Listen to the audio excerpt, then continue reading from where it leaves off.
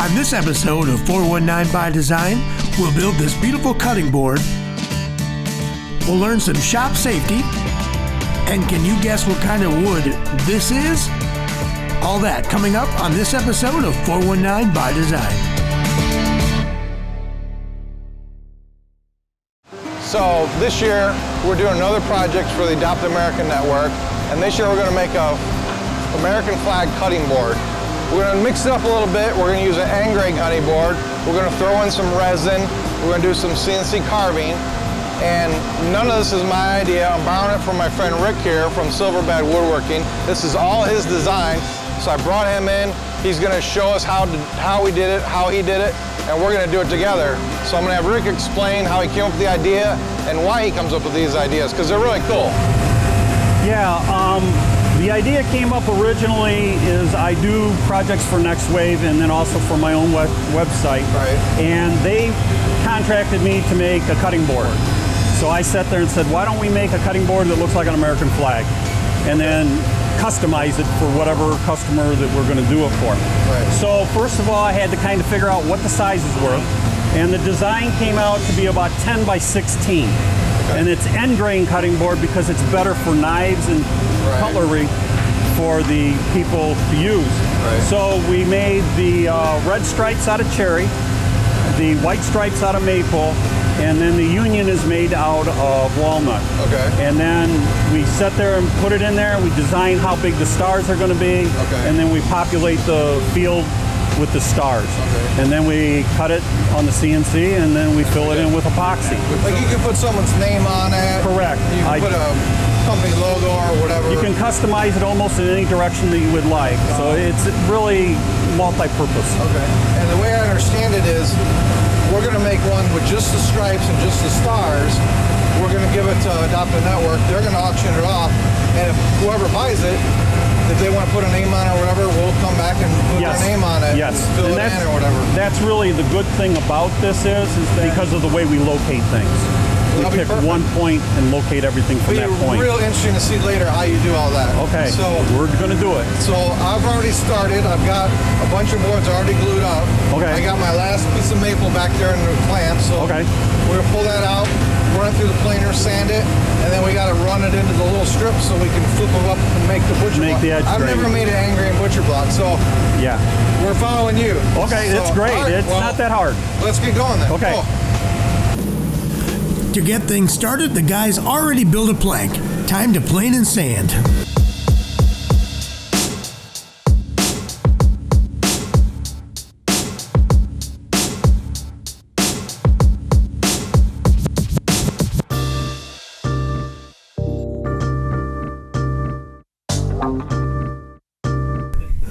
Off to the sander.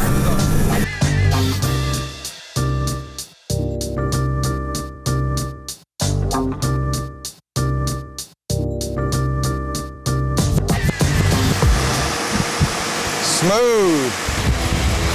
Then after the guys rip and glue the stripes, it's time for a little fine tuning. All right, Rick, so we moved up to the front shop where we can do a little bit more accurate cutting because this little gap thing here, this is the part that always bugs me. So I'm gonna hold a straight edge on here and I see that the cherry one is actually the crooked one. In the back I thought we were in the maple, but it's right. You can see there's a pretty good gap there. Right. However, we're only using about half of this for the upper part of the stripes. Yeah. So if we cut this first, it's going to eliminate about half this gap. Then we can try to square that up. Right. And then cut the block for the union and get that squared up. Right. And this will just be an off-wall piece. So right. First thing I'm going to do is mark this where we can cut it. I'm going to put a line on it so we know that we're actually cutting it square. And I'm going to mark the walnut one too since we're here. Because this walnut piece is really long. But that way I have a little guide on the saw. Right. As far as...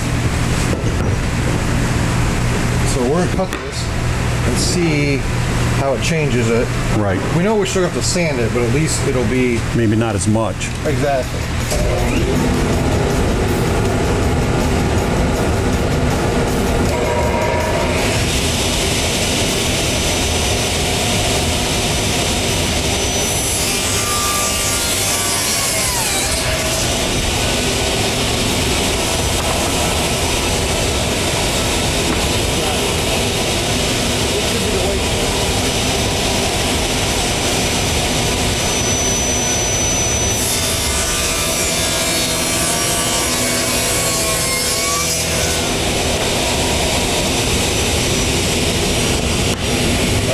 this is gonna go here. Wow, that really straightened that up a lot. So, all right, let's take all these over to the sander, and I'll touch these up.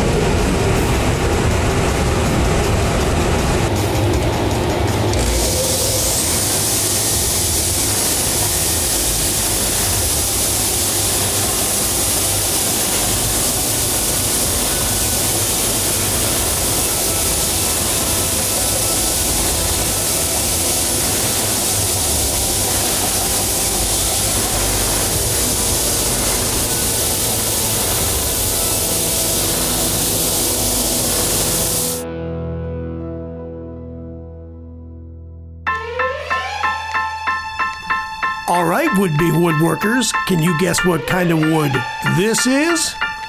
Is it A, Jamaica dogwood, B, spalted tamarind, or C, balsa? The answer to that and so much more coming up on 419 by Design.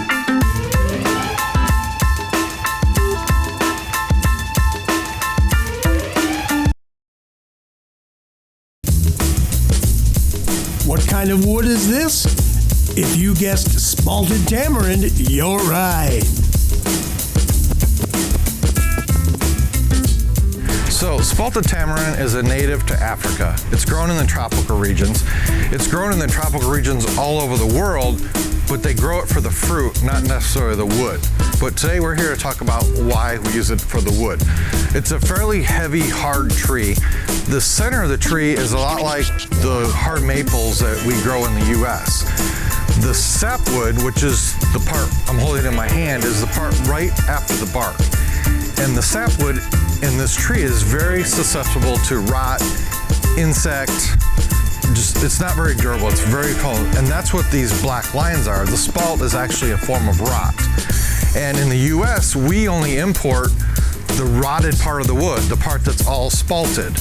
And because it's spalted, it gives it this really cool pattern, which tends to come with a pretty hefty price. So as far as an imported wood in the US, it tends to run on the higher price side because of the way it looks and its demand. I mean, if this was a bland white board, people would say, oh, okay, so why do I want it? It's a bland white board. But because it has all these little rot lines, which is actually a form of decay, it becomes very valuable. And in the US, we get spalted maple.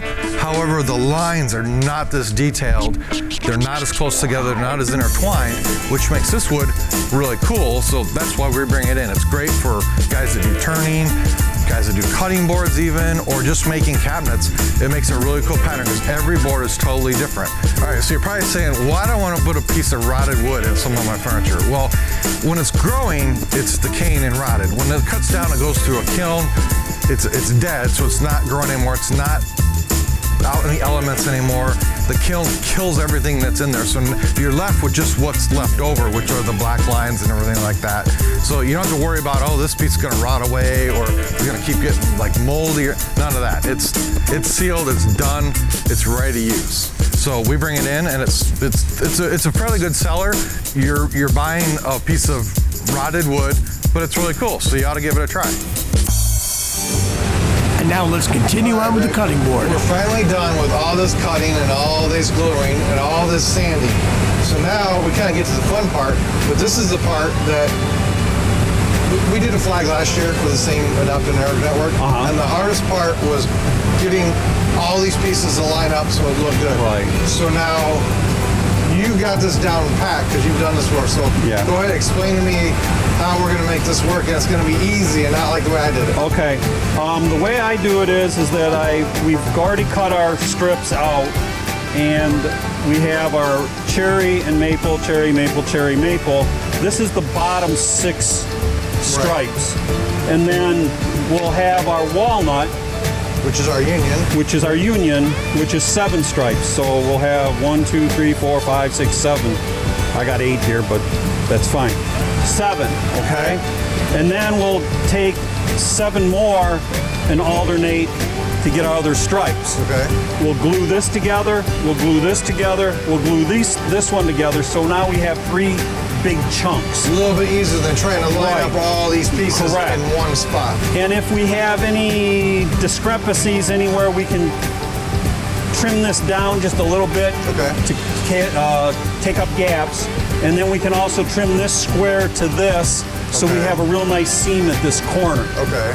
The other thing that we have to remember when we're doing this glue up is you don't want all of these seams that we have here lined up in a row. Kind of like you would be putting bricks right straight up in a row. Yeah, they wouldn't stay together. They wouldn't stay together. It would be a fracture right where the seam is. So what we want to do is we want to alternate the seams about in the middle of each other. So that our seams come out and they're staggered. But every joint's going to be misaligned. Correct. So you don't have a straight shot for a crack if it expands and contracts. The same thing with the union. We're going to sit there and offset these. That explains why when we made these panels, we made them so much longer. Correct. Now we're ready to just glue these. More gluing is what you're saying. Yeah, more gluing. Now that the pieces are all made, it's time to put them all together. This one will fit right in, right there. Yeah, I think that's going to be great. I think that's going to be great. We'll glue it, and then we'll cut these off. Because we're already right with here. Right. We'll cut them off, maybe run it through the sander, smooth it out right here, and then we go to the CNC. Correct. I like the squiggles.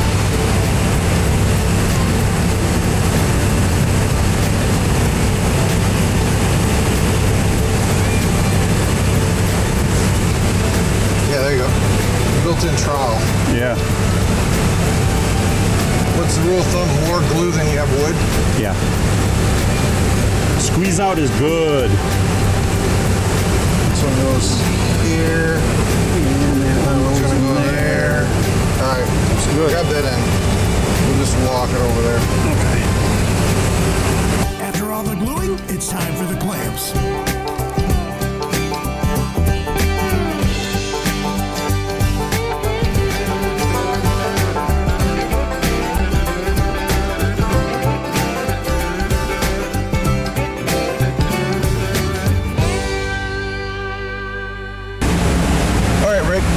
Got it all sanded. I cut the jagged ends off that the planer chewed up.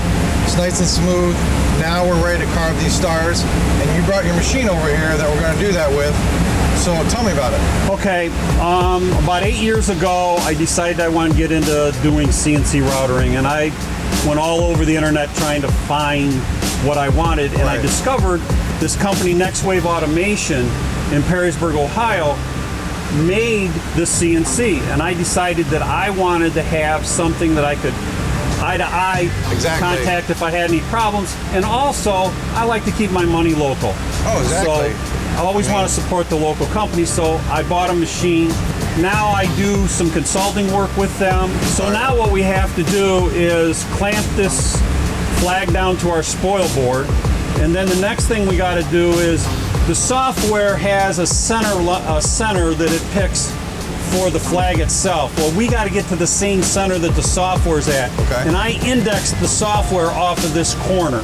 Okay. So we're going to index off of this corner, come over about 380 thousandths, and then go up about a half an inch. And that will be where this will be the center where the center in the software wants it to be. Okay. So that's the next two things we got to do. So the first thing we got to do is clamp it down. Okay. So we're going to go around and clamp all the corners down. And the reason we do this is we don't want it to scoot around. If it scoots around, it'll get real ugly real fast. He said we don't want to scoot around. This star is like actually three-dimensional. It's going to be deeper in the middle. Yep. And then comes up at a point, so there's super crisp points. Right. Which will affect our resin. Yeah. Our resin will be really crisp as well. Right. And it'll be deep to where it'll hold real well. These are about 300 thousandths deep. Okay. It doesn't sound like a lot, but for what we're doing, that's quite a bit. Right. So we're going to carve 50 stars in here. How long is that going to take? About 15 minutes. About 15 minutes. If we were doing that by hand, it would be hours probably. Hours, yeah. And they wouldn't all be the same. No, they'd all be different. Right. These will all be the same.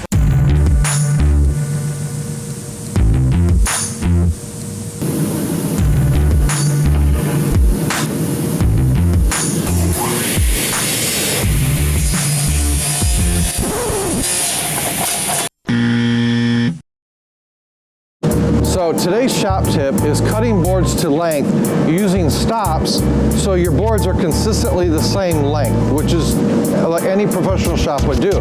What I had just done is the wrong way to do it. And the reason it was the wrong way to do it is because this board is up against my stop, which is what we were talking about doing. However, I'm holding this board with my left hand. When you pull the saw out, there's nowhere for this board to go. It's what we call trapped. So as soon as it starts to come free, it bounces and wiggles all over the place. So this thing's bouncing around in there. It could fly out, it could hit you, it could damage the blade, it could bend the blade. We don't want that to happen. So now we're going to reverse the whole thing. I'm going to show you how to do it the correct way. So now we've moved our stop from the right side over to the left side.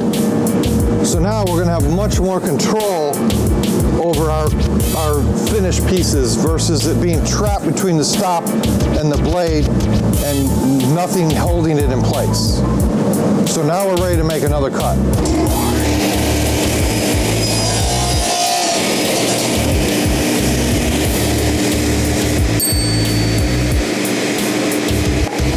So the biggest difference between these two is I was holding the piece I need. It wasn't in there just shutting around. I was able to hold it in place. The waist side, the piece just moved away on its own. I didn't have to worry about anything getting in the way. I was holding this one, that one went away, everything was safe.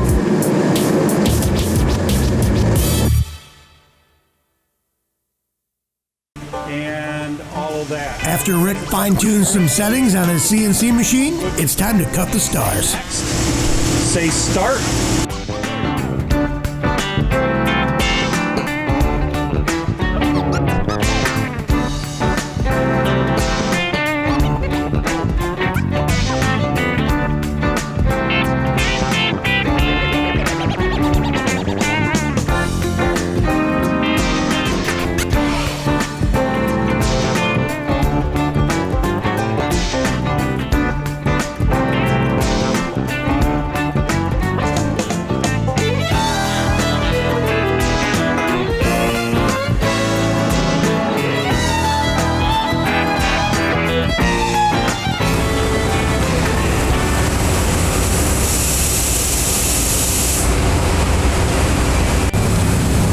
Rick, I think those stars came out really good. Yes, they did. I mean, they got a lot of detail in them. I can't wait till we put that white epoxy in there. Yeah, that should really make them pop out. Next up is let's route these feet in here. Sounds good to me. If I remember right, you made them right around 4 inches. Right. So we'll just kind of center them in there.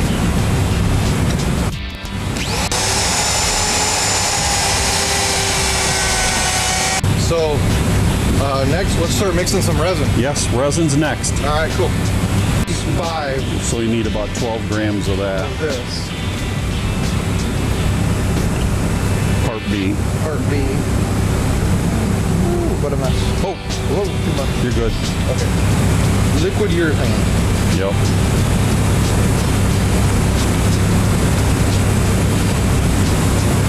It was about toast.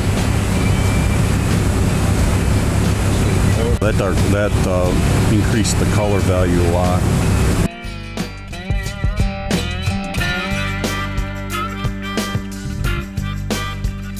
I think we're good. Ooh, look at, they're already showing. Next, the guys have to knock off all that extra resin on the stars. First, if this doesn't work, maybe we'll go to the belt sander. Okay.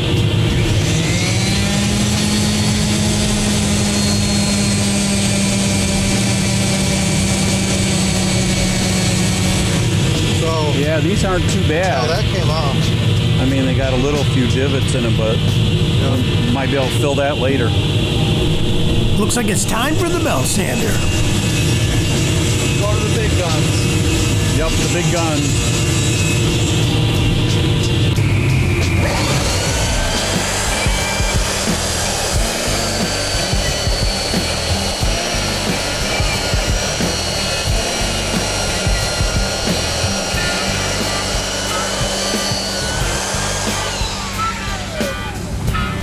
That turned out pretty good. It did. We actually got rid of some of those divots. Yeah.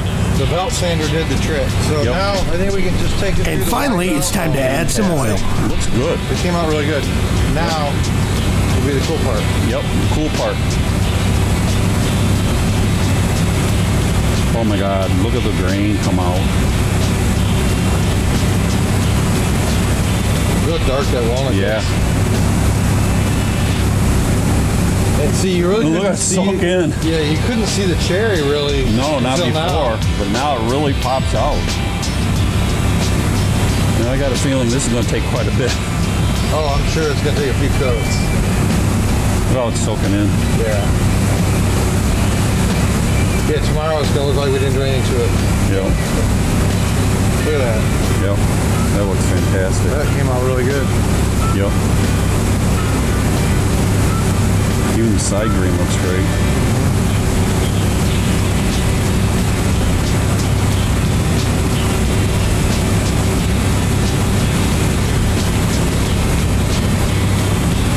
What's really funny, the end grain isn't the end grain.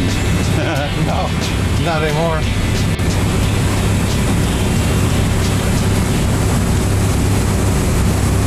And what kind of oil are we using here? This is just mineral, it's made for food, but it's basically a mineral oil. It's pretty food safe. All right, Rick, we got it all oiled. Yep, I got the feet on it. yep. We've got the handles on it. I think it came out great. I think we had it a came out little great. blooper with the star, but we saved it. Yep. So it was cool. I think it came out really good, just like the ones you made. Yeah, come out fantastic. I think it's really great. Yeah, Looks I good. appreciate you bringing over your Next Wave CNC, because I know hauling that thing around is not easy, but My pleasure. I had a ball. It was a lot of great. fun. Yep. Thanks a lot. Yep. I had a great time.